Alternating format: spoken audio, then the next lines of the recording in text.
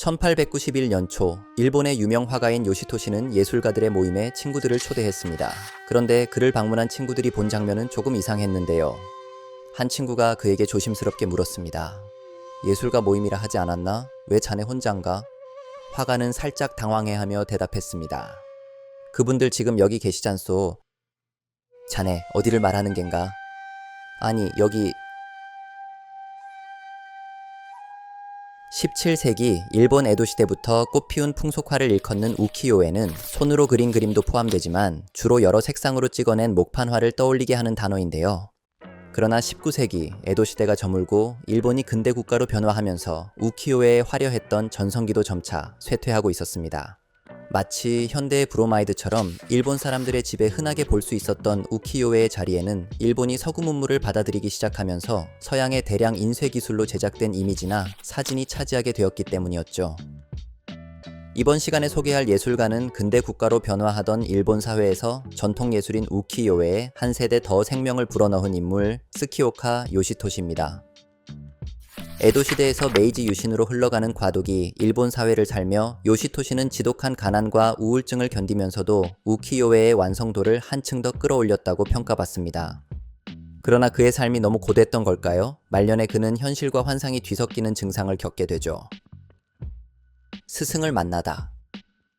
스키오카 요시토시는 1839년 지금의 도쿄인 에도에서 태어났습니다.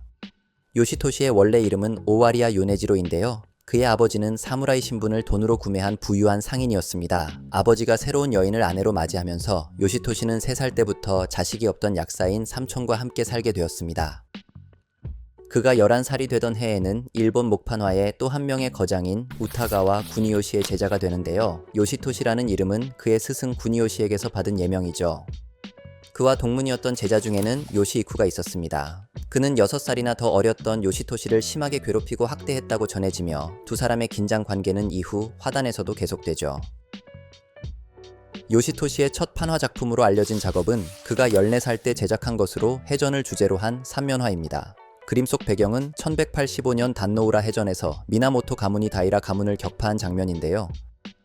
요시토시가 이 그림을 그린 해에는 미국 해군 제독인 매튜 페리가 흑선을 이끌고 일본에 도착해서 개항을 강요한 연도이기도 하죠. 이후 그는 한동안 작품을 발표하지 않았는데 이는 스승의 말년 병환 때문일 거라 추정됩니다. 1861년 스승 구니요시가 사망한 후 그의 삶은 더욱 어려워졌지만 여전히 몇몇 작품을 발표할 수 있었고 이듬해에는 44점의 판화를 제작했죠. 요시토시의 초기 작품들은 폭력과 죽음을 극단적으로 묘사하고 있는데요. 이는 에도 시대를 이끌던 도쿠가와 막부의 붕괴와 서양의 강제 개입을 동시에 겪고 있던 당시 일본 사회의 혼란과 폭력성을 반영한 거라는 주장이 있죠. 그 무렵 일본은 정치적 불안정뿐 아니라 경제도 심각한 불황에 빠져 있었고 초인플레이션과 흉작이 이어졌습니다. 그러는 와중에 요시토시는 1868년 우에노 전투를 우연히 목격하게 되죠. 그는 즉시 매우 잔혹하고 피비린내 나는 장면을 담은 목판화를 제작했으며 종종 검은 배경을 사용했습니다. 다행히도 이 작품들은 잘 팔렸고 이 시기 그의 이름은 알려지기 시작하면서 머지않아 일본 최고의 목판화가 중 한 명으로 평가를 받게 되죠. 하지만 1870년대 초부터 그는 더 이상 주문을 받지 못했는데 관객들이 그의 폭력적인 장면에 실증을 느껴서인 걸로 추정됩니다. 지독한 가난. 1871년 그는 심각한 우울증에 빠졌고 그의 삶은 통제 불가능한 상태로 치닫게 되었습니다.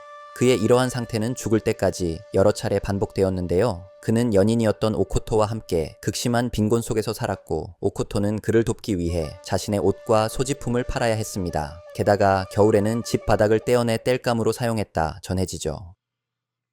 1873년 그의 상태가 호전되고 다시 생산적으로 작업하기 시작하면서 운이 바뀌기 시작하는데요. 상황이 좋아졌음을 상징하기 위해 그는 예명의 성을 위대한 부활이라는 뜻을 지닌 단어로 바꾸었는데 다이소입니다. 일본의 근대화 과정에서 신문이 등장하면서 그는 한 신문사로부터 사파 의뢰를 받기도 하죠. 하지만 그럼에도 그의 경제적 상황은 여전히 불안정했습니다. 1876년 결국 그의 연인 오코토는 요시토시를 돕기 위해 스스로를 매춘업소에 팔았습니다. 오늘날의 가치관으로는 이해하기 어렵지만 그 무렵 그녀의 결정은 연인을 위한 충절의 표시로 여겨졌다 합니다. 다음 해인 1877년 일본에는 사스마 반란이 일어났는데 이는 옛 봉건 질서가 메이지 시대의 개혁을 되돌리려 한 마지막 시도로 알려져 있습니다. 사스마 반란은 세이난 전쟁으로도 불리는데요. 영화 라스트 사무라이의 시대적 배경이 된 사건이죠. 이 무렵 신문 판매가 급격히 증가했고 목판 화가들에 대한 수요도 크게 늘어나게 됩니다. 특히 요시토시는 매우 인기 있는 작가가 되었는데요. 그의 채색 목판화는 반란의 사건들을 보도하는 이미지로 사용되었습니다. 그의 판화는 예술가에게 대중적인 명성을 가져다 주었고 재정 상황도 어느 정도 안정시켰는데요. 이 무렵 요시토시는 오라쿠라는 이름의 게이샤를 새로운 연인으로 맞이합니다. 하지만 그녀 역시 이전의 연인 오코토처럼 자신의 옷과 재산을 팔아 생활하는 처지에 놓이게 되죠. 그리고 1년 후 두 사람이 헤어지자 그녀 또한 매춘업소로 들어갔습니다. 이 시기 목판화 산업은 점차 쇠퇴해가고 있었는데요. 히로시게, 구니사다, 구니요시 같은 19세기 전반의 거장들이 사망하고 근대화가 진행되던 일본 사회 속에서 목판화는 점점 구식으로 취급되었죠. 한편 요시토시는 서양의 원근법과 합성 안료를 받아들이면서도 동시에 전통적인 일본 목판화 방식을 고수했는데요. 요시토시는 변화하는 시대 속에서도 우키요에의 완성도를 끝까지 밀어붙인 작가였습니다. 1880년 요시토시는 두 아이를 둔 전직 게이샤 사카마키 타이코를 만나 4년 후 결혼까지 하게 되는데요. 비록 요시토시는 계속해서 다른 여자들과 바람을 피우기 바빴지만 타이코의 온화하고 인내심 있는 성격은 그의 삶을 안정시키는 데 도움을 준 것으로 알려져 있습니다. 이 시기부터 그는 주요 작품들을 꾸준히 제작하게 되었고 점차 경제적으로도 안정을 찾으면서 큰 집을 갖고 여러 제자를 두게 되죠. 그 중에 한 명이 양자로 입적된 타이코의 자녀 중 한 명으로 이후 스키오카 코교로 알려지게 되죠. 달의 100가지 모습. 그의 말년은 요시토시의 경력 중 가장 생산적인 시기였습니다. 대표적인 연작인 달의 100가지 모습이라는 시리즈는 100점의 목판화로 이루어져 있는데요. 이를 완성하기 위해 약 7년이란 세월이 소요되었죠. 작품의 소재도 굉장히 다양한데요.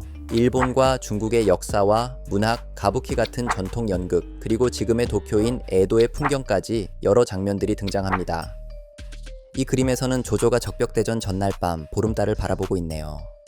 요시토시는 달의 모양이나 달빛의 분위기를 활용해서 각 장면의 감정과 심리 상태를 표현하려고 했죠. 예를 들어 이 그림에서는 달빛으로 인한 그림자가 종이문에 드러나며 침입자의 정확한 묘사 없이도 암살 시도의 긴장감을 나타내는데요. 종이문을 통한 그림자 연출은 당시 일본을 방문한 서양 화가들에게도 영향을 주었던 것으로 알려져 있습니다. 하지만 이 시리즈의 모든 그림의 달이 항상 직접적으로 등장하는 것은 아닌데요. 이 그림에서는 강물에 비친 빛으로 달을 표현했습니다. 그림의 모티브가 된 이야기에는 어느 헤이안 시대 궁녀가 한 남성 고위 관료를 사랑했고 이루어질 수 없는 사랑을 견디지 못한 그녀는 결국 스스로 생을 마감하는데요. 요시토시는 이야기의 결정적인 장면보다 스스로 생을 마감하기 직전에 여인의 감정을 강조하고 있죠. 거칠었던 삶과 우울증을 경험한 예술가는 인물의 심리를 이해하고 표현하는 데 집중한 걸까요?